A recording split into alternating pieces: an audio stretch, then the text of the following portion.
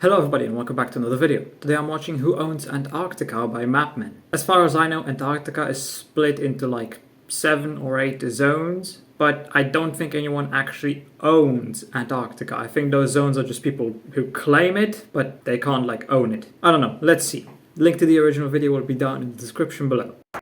Today we're asking, who does Antarctica belong to? Welcome to Mapmen. We're the men? And here's I'll do it properly. And here's the map. Mapmen. Antarctica is the continent you know least about. When it does have the decency to appear on maps, it tends to be shown as a crinkly white stripe across the bottom. Or, for those watching in Mercator projection, a massive splodge of white, twice the size of the rest of the world's landmass combined. So little thought is given to what shape it really, or how big it really, is. Here on a round Earth is what Antarctica really looks like from below. Deciding which way up this map should be is difficult since every direction is north, but most maps have been standardized this way, with 0 degrees longitude going straight up from the South Pole.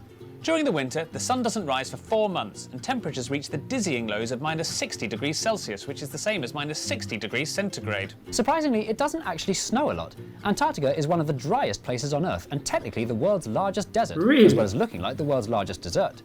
It's covered in a 4-kilometre thick sheet of ice, littered with perfectly preserved corpses of generations of dead penguins.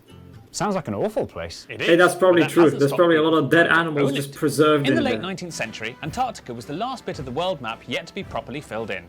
Dozens of brave explorers from Britain, Norway, France and various other seafaring countries all set out for the South Pole in a bid for fame, glory, fortune and prizes.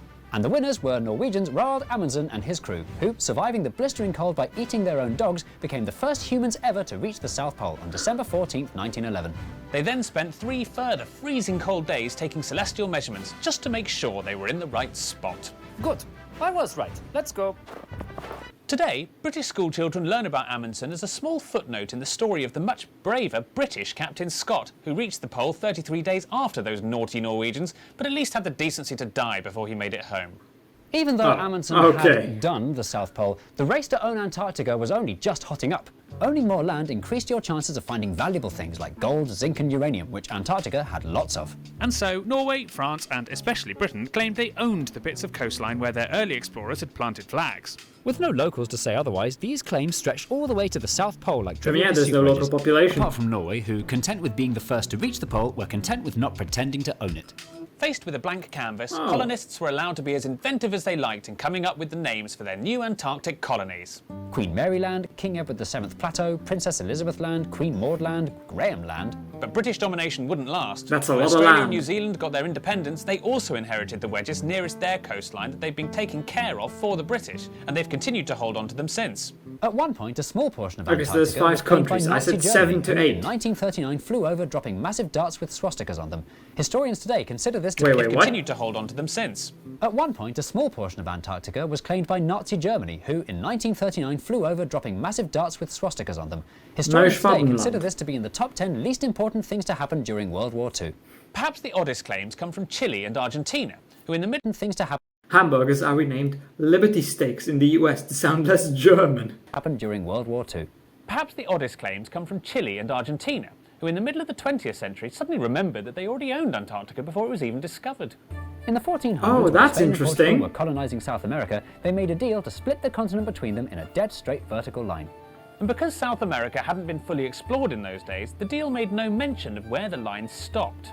Centuries later, with Antarctica now discovered, the So they're ex-Spanish claiming colonies of Antarctica. Argentina and Chile politely suggested that the line might end at the South Pole, meaning these bits of Antarctica would technically belong to them, specifically the bits directly south of their own borders, which meant their claims slightly overlapped each other's and massively overlapped Britain's.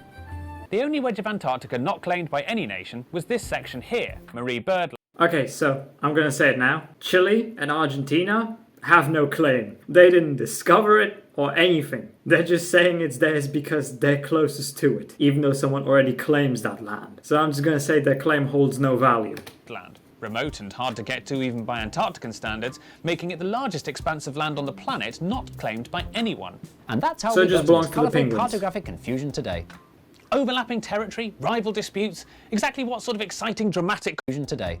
So there's a total of 1, 2, 3, 4, 5, 6. Yeah, it's 7 zones. Well, technically 8 because there's an unclaimed one. So I was correct. It was 7 or 8. Overlapping territory? Rival disputes? Exactly what sort of exciting dramatic consequences did this have? None. Good. Britain didn't seem to mind overlapping territory with Chile and/or Argentina. It simply ignored them and continued pretending to own the place. Chile and Argentina returned the favour by simply ignoring Britain.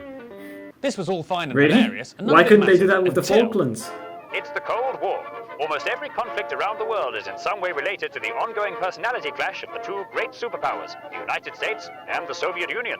So if you live on a large, remote, disputed landmass, you might want to prepare yourself for some nuclear weapons Oh testing. no. Because the mood on the international stage was all the countries involved and several more countries who weren't involved felt that in order to keep hypothetically peaceful Antarctica actually peaceful, they might have to, at the very least, hold a meeting.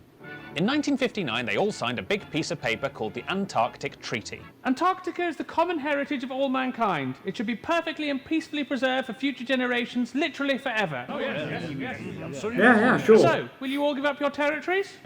Nope. So they came up with a compromise. All nations who already had colonies on Antarctica could keep them, as long as they never expanded or changed them, and no one was allowed to make any new ones, which meant the map was effectively frozen. Two countries to whom this rule did not apply, Just by like the way, were the Antarctica. USA and USSR, who uniquely Frozen. were, and still are, allowed to make their own new territorial claims on Antarctica if they ever fancy it. Because, you know, big. In return for being able to hold on to their claims, Hold In on, what? USSR, who uniquely were, and two countries to whom this rule did not apply, by the way, were the USA and USSR, who uniquely were, and still are, allowed to make their own new territorial claims on Antarctica if they ever That's fancy bull. it. Because, you know, big. in return for being able to hold on to their claims, all the countries Screw agreed to those the two. following rules. No mining, no military, no nuclear waste, no explosions, no heavy petting. This meant that countries technically could still own the place, but they weren't allowed to do anything that made it look like they owned the place. They both owned it and didn't own it. Clever. The Antarctic Treaty is still upheld today, and as a result of its success, it's the world's largest nature reserve. A vast, stunningly beautiful, totally unspoiled wilderness. Apart from the more than 3,000 scientists in hundreds of research Yeah, stations exactly. I from was every going to country say, you can there's think a of. lot And of more than 44,000 research tourists a stations. year. Tourism in Antarctica is now more popular than ever as a big To be fair, how are you supposed to really do anything on Antarctica? The majority of it is covered by kilometers of ice. You're not going to be able to do much there. big, huge, polluting cruise liners arrive for people to gawp at the ice sheets. Everyone is asked to leave Antarctica exactly as they found it, which means everyone's favourite Antarctica fact, you have to take your poo home with you. You don't want to look in those. But perhaps the biggest threat That's to not Antarctica actually true, is okay. climate change. In the last decade, Antarctic ice melt has led to over 4 millimeters of global sea level rise, resulting in catastrophic consequences across the blah blah blah blah blah blah blah blah blah blah blah blah blah blah blah blah blah. Yeah, The we've heard precious it all Antarctic before. Treaty will expire in 2048, which sounds like ages away, but actually gets Oh. closer every 5 minutes. Depending on what Yeah, sort of that's- leaders are in charge or That's only 24 years now. Well, it's going to be 2025 soon, in less than a month, so no, it's 23 years. That's not much. what mood the international I community wonder is in, what will the treaty happen. could end up being scrapped in favour of expensive ice hotels, Or quad bike racing tracks. or a Southern Lights themed music festival, Or huge movie sets for movies set in the Antarctic. or perhaps just good old-fashioned resource exploitation and all-out war. Either way, the human race is going to have to Imagine decide a what war kind of in future it Antarctica. envisages for cold, What would white, that even barren, look like? faraway territories held together by fragile treaties. Because Antarctica isn't the only one that's worried. Oh yeah, who's claiming the moon? Who owns the moon and how much do they own of it? I'm pretty sure there's also a similar treaty that you can't own the moon. So technically, nobody owns Antarctica, but in reality, 7 countries kind of own it, but not really. But once that treaty expires, they will definitely claim that territory is theirs, without a doubt. And I can't blame them. They did discover the territory, with the exception of Chile and Argentina, whose claims are a bit bogus. But that's something to worry about in 23 years' time, so we got quite a bit of time left. So anyway, I hope you enjoyed the video. If you did, consider subscribing and leaving a like. If you're interested, why not watch this video right here? And with that, I will see you in the next video.